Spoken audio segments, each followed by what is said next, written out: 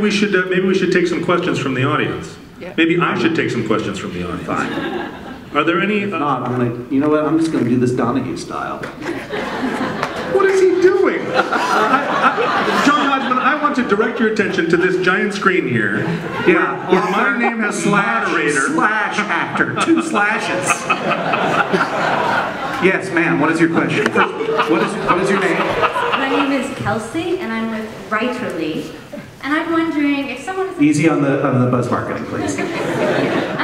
I, for a long time, was a literary agent who decided that I wanted to be a writer, and I saw opportunities online to cultivate an audience by writing a humorous advice column for McSweeney's. At that time, I was saying to Jonathan Coulton, "Man, you got to quit your job and do the thing that you were meant to do. You're an amazing musician. Stop wasting your time as a computer programmer. The internet is going to change everything."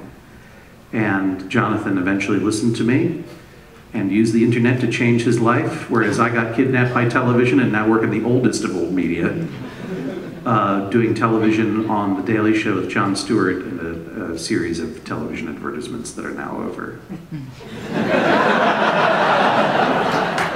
So I got an audience the old-fashioned way, captively, via television.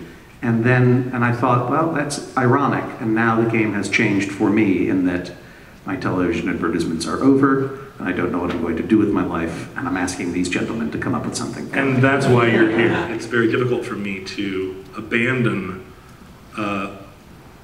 print media and terrestrial radio and also the distance that I used to be able to maintain from my audience.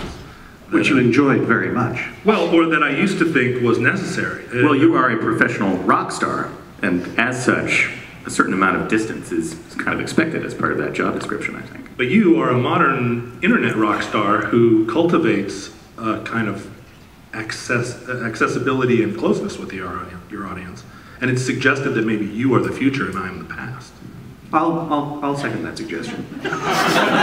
In a way, social media is exploding and also constricting at the same time, because I'm watching the feeds of people that I enjoy, I like their work, and when their feed starts to fill up with, "Come to my show," I just close down. Well, I would say social media is part of that landscape, and I would say that the advice hasn't really changed all that much. You need to make a thing that is good, and get it out there in as many ways as possible, and hope that it finds an audience. I don't think there's a magic bullet. We came from it from the point of view that we're cultivating an audience, and so we need to be transparent and fair dealers with them, and not shove stuff at them all the time. But I think the landscape has changed to some degree where that audience is much larger, and they're going to miss it if we're not straightforward about what we're doing. And there's a reason that everyone remembers "head on, apply directly to the forehead," because they would show that ad all the time and say those words 9 times. "Head on, apply directly to the forehead. Head on, apply directly to the forehead. Head on, apply directly to the forehead." Was that just an East Coast thing, or are you people not aware of it? Apply directly to the forehead. And unfortunately, it's like, sometimes I feel like now it's my job to do "head on, apply directly to the forehead." Showbox tonight at 8 p.m. Showbox tonight at 8 p.m. Showbox tonight at 8 p.m. 6 years ago.